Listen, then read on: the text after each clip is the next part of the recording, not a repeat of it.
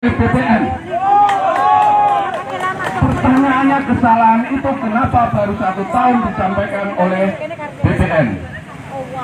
Kemudian karena sudah disampaikan ke kita sebagai masyarakat yang punya hak dan bukan yang berwenang mengulang lagi dengan sabar mengajukan pengajuan tentang program PTSL ini sesuai apa yang disampaikan oleh BPN.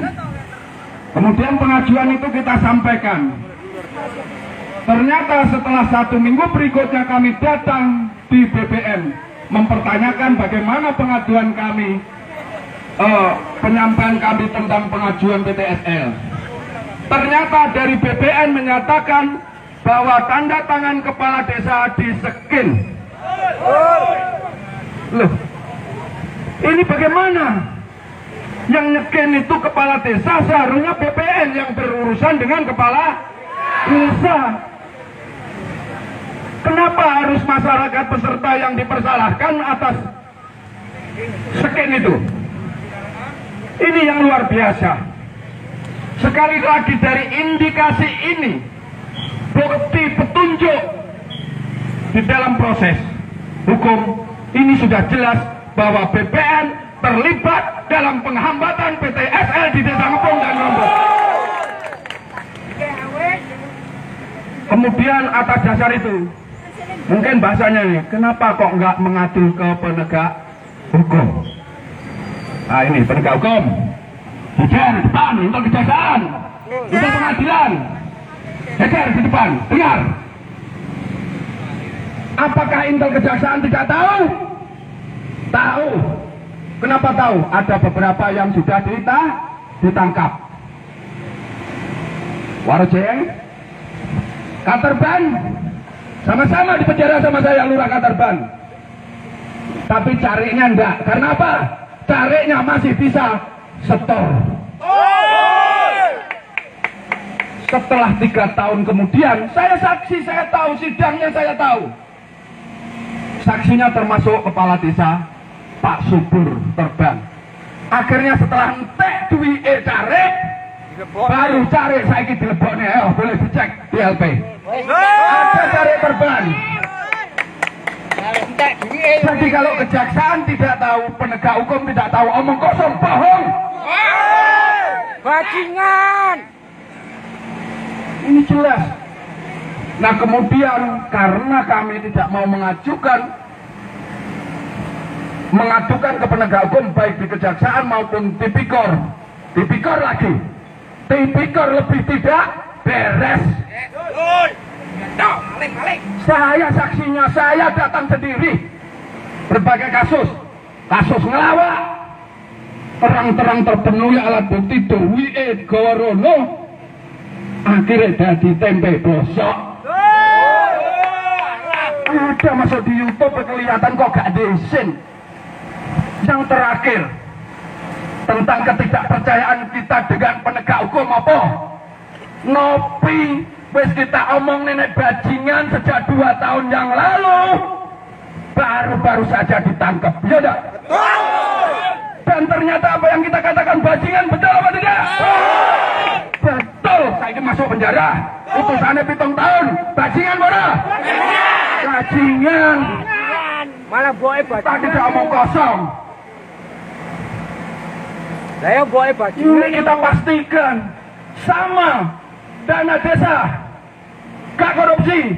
Saya kumpul lurah-lurah yang penjara, ngomong nek entek duit baru di proses.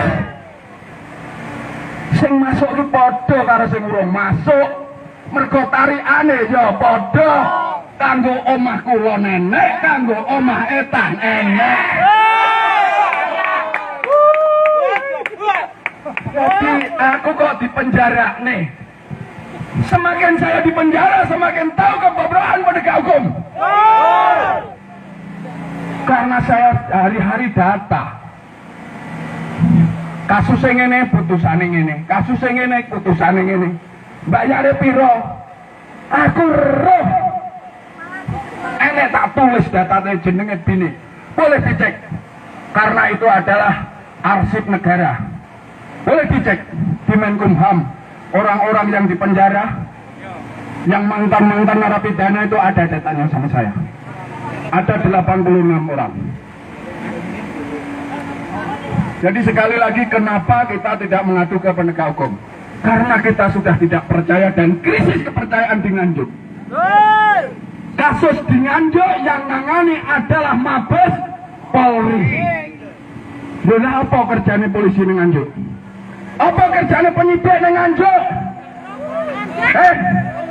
Karo, adu jago. Ini kasus korupsi. Apa kerjanya kejaksaan di Nganjuk? Kok sing nangani KPK? Wajar nek para menteri kayak nggone ning Jakarta sing nangani wong Jakarta. Tapi nek nggone ning Nganjuk kudune yang nangani wong Nganjuk. Lah nek ora iso nangani penjahat, penegak hukum kantor iki eman-eman. Lebih baik diratakne tanah ditanduri bayem. Wong ra duwe iso mangan bayem, seger. Lah timbang ada kantornya besar bagus difasilitasi oleh negara, gajinya sing ning jero padha digaji, dikai jabatan, dikai pangkat, dikai seragam, tapi kerjasama negara bajingan, bahaya negara. Ini sudah perlawanan terhadap konstitusi. Perlu saya kritisi apa yang dilakukan tadi di Terminal Lama, bahwa kita melakukan aksi unjuk rasa ini adalah memenuhi ketentuan Undang-Undang Nomor 9 Tahun 98 tentang unjuk rasa diatur. Dan kewajiban kita apa? Kewajiban kita adalah memberitahukan kepada resort Polres resort dalam hal ini, dan kita sudah beritahukan 3 kali 24 jam. Kewajiban yang dilakukan oleh kepolisian apa? Pertama adalah mengeluarkan STTP. Nek zaman Orde Baru disebut izin, tapi di era reformasi hanya cukup pemberitahuan. Yang kedua adalah tugasnya kepolisian mengawal mulai dari berangkatnya hingga sampai di tujuan. Ini tugasnya kepolisian, mengamankan hingga dimulai aksi tempat berkumpul hingga aksi selesai. Itu tugas kepolisian. Tapi yang terjadi seperti tadi di Terminal Lama Nganjuk, ini terang-terang dikawal polisi, ditekan polisi. Ayo coba. Apa yang saya katakan pada tahun 2020 ketika saya baru keluar dari penjara. Di negeri ini ada 2 kepemimpinan. Satu adalah kepemimpinan yang dikuasai dan dikendalikan oleh penjajah atau imperialisme. Artinya penjajah yang menguasai. Upama nek polisi ya polisine londo, nek jaksa ya jasane londo. Tapi ada juga dari kepolisian ini yang baik, makanya jadi polisi Republik Indonesia. Demikian juga yang jadi jaksa, juga ada jaksa yang baik, berarti jaksa Republik Indonesia. Artinya ini keadaan kita di Nganjuk khususnya ada 2 belah, bahwa ada yang dikuasai imperialisme yang jelas, yang memodali adalah kapitalisme. Berbagai kasus dengan perusahaan, selalu rakyat, selalu petani yang dikalahkan. Betul? Penembangan pisang di Ngerompot, penenggelaman tanah-tanah yang dilakukan, pengedaman di Tirto Binangun, penyerangan terhadap Sri Utami dan Supri di Kelkorjo dan di Kedung Boto. Ini semua yang nangani saya yakin adalah polisi Belanda. Karena terang, ini sudah kasus kriminal yang melibatkan orang banyak, tapi pelakunya orang ditindak. Jadi saya berharap kepada Kepolisian Republik Indonesia, kepada Kejaksaan Republik Indonesia, kepada Hakim Republik Indonesia, agar ditegakkan keadilan sebagaimana tercantum sila kelima keadilan sosial bagi seluruh rakyat Indonesia. Seperti apa yang disampaikan Iwan Fals, kita ini jangan bicara moral saat ini. Tipis, ini sing bejat, ini sing apik tipis. Makanya kata Iwan Fals, urus saja moralmu, urus saja akhlakmu. Yang dibutuhkan oleh rakyat adalah keadilan. Keadilan yang betul, seadil-adilnya, tidak pandang bulu. Itu yang dibutuhkan rakyat saat ini. Seperti apa PTSL? PTSL, negara melalui SKP 3 Menteri mencantumkan harga untuk Jawa dan Bali Rp150.000. Kemudian yang sosialisasi datang di sana termasuk kejaksaan. Kejaksaan. Harus tahu itu. Bahwa apa? Bahwa tahu kenapa kejaksaan dilibatkan? Karena ini rawan dengan korup. Ini sama dengan pupuk bersubsidi. PTSL ini penyertifikatan bersubsidi. Betul. Kenapa disebut bersubsidi? Karena dibiayai oleh negara. Yang heran saya, panitia yang bekerja sama dengan pemerintah desa tidak pernah mensosialisasikan tentang subsidi. Subsidinya itu tidak pernah disosialisasikan. Bener gue. Subsidi dari negara berapa? 245.000 per lembar. Hitungan dewe kok. Dan itu sampai dengan pengukuran. Artinya harusnya yang dibiayai adalah ada dua. Mungkin tanah yang belum berpasok. Kedua, mungkin perlengkapan administrasi yang belum ada materainya. Ini yang harusnya menjadi fokus oleh panitia, bukan IT. Teman-teman bingung IT ini apakah permintaan BPN? Ini yang akan kami pertanyakan dengan BPN. Apa hubungannya IT dengan patok? Apa hubungannya IT dengan materai dengan IT? Wes gak nyambung. Ngelet materai apa iso nggawe IT kira-kira? Iso? Iki masyarakat iki ya wis rodok pinter BPN.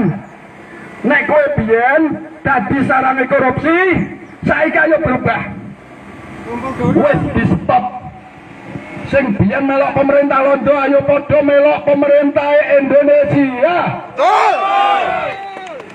Apa bantu rakyat karena tugasmu disumpah oleh negara adalah mengabdi kepada negara, melayani masyarakat. Kok mempersulit? Saya ingatkan kemarin di Capil, sekarang di Capil bagus. Enak kita. Error nggak apa-apa, error baik error sing mbok error ini maupun error dewi. Sing penting dadi akhirnya. Demikian juga online itu aku ngerti.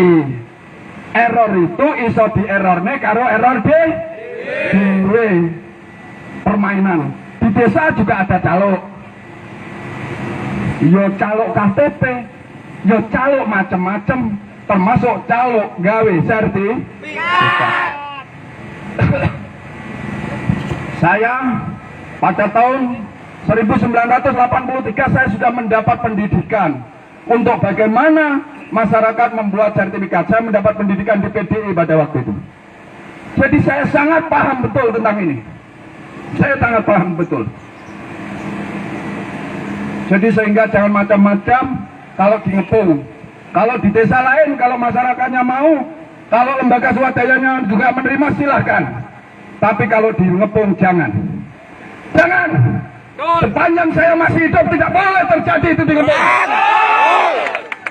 Karena apa? Saya orang beragama. Di dalam agama kita diperintahkan, katakanlah kebenaran walaupun pahit rasanya. Ini agama yang memerintahkan. Si konstitusi juga memerintahkan kepada kita. Negara memerintahkan kepada rakyat bahwa rakyat itu wajib bela negara. Pasal 30 Undang-Undang Dasar 1945.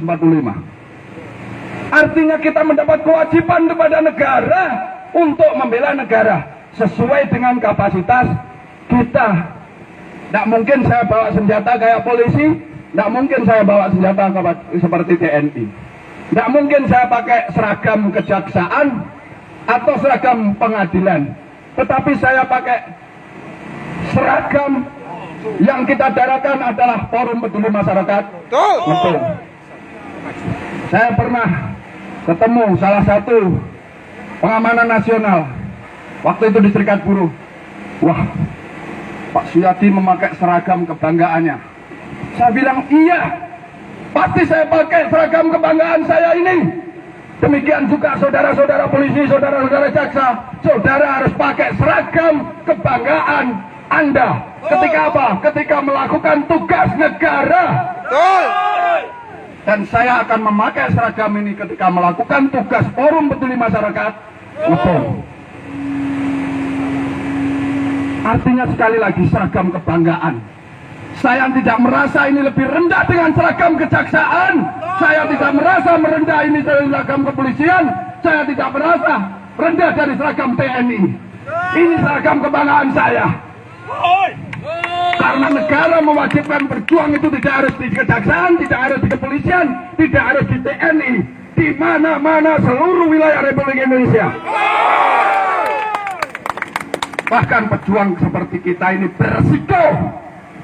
berisiko diancam, mau dibunuh preman, mau dipenjarakan, itu sudah biasa.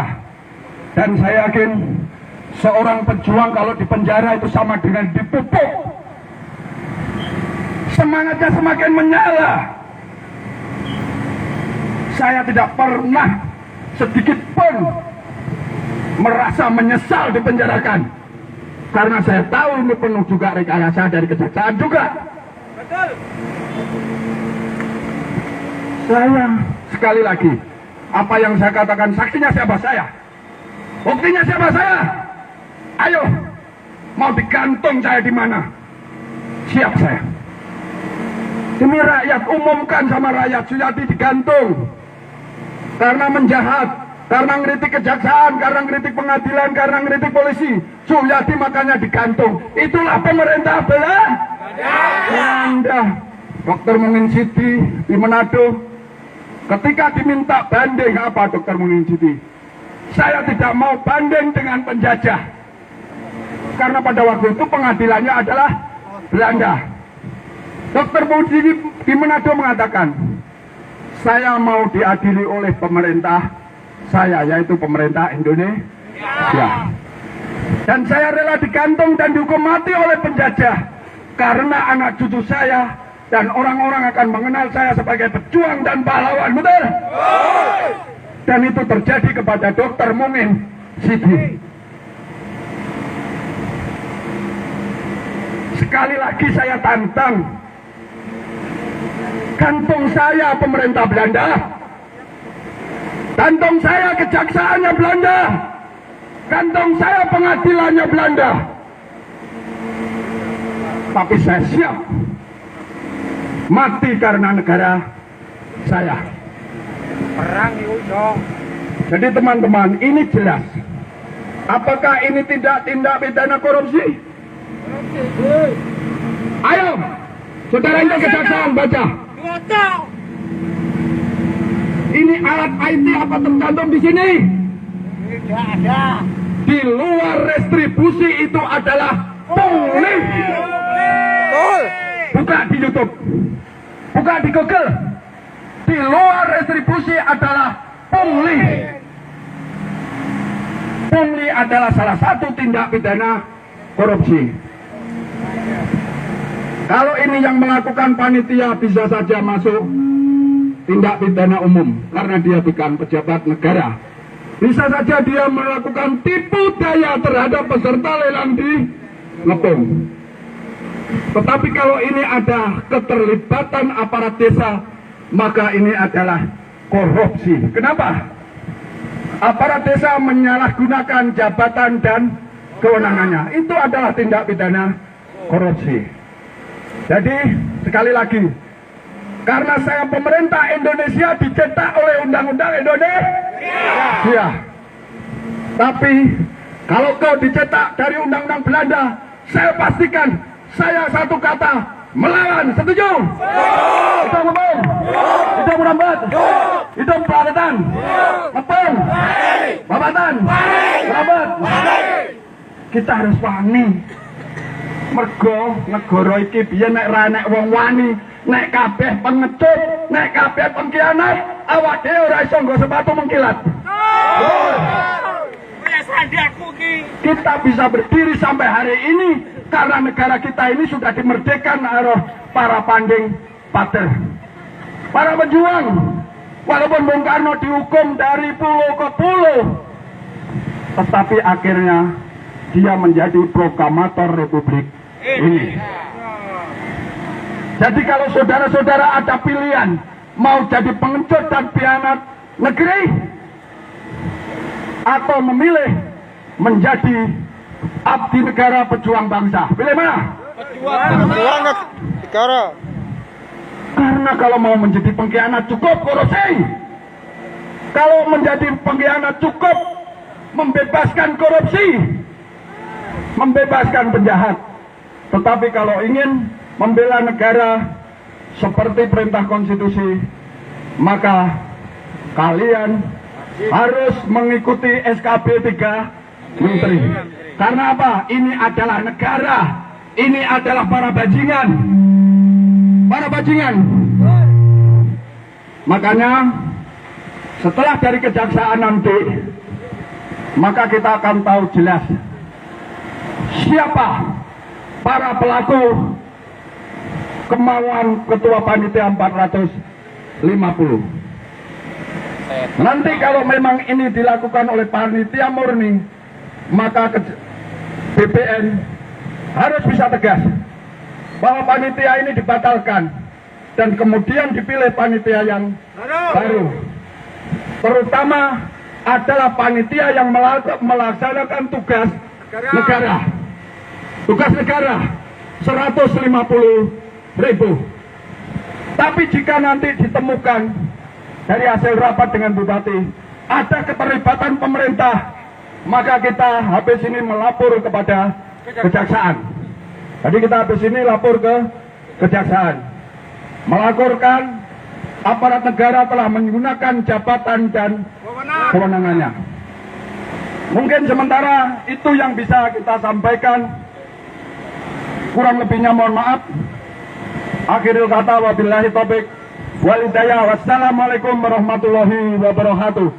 Hidup Ngepung, hidup Merambat, hidup Babatan, Ngepung, Merambat, Babatan. Terima kasih.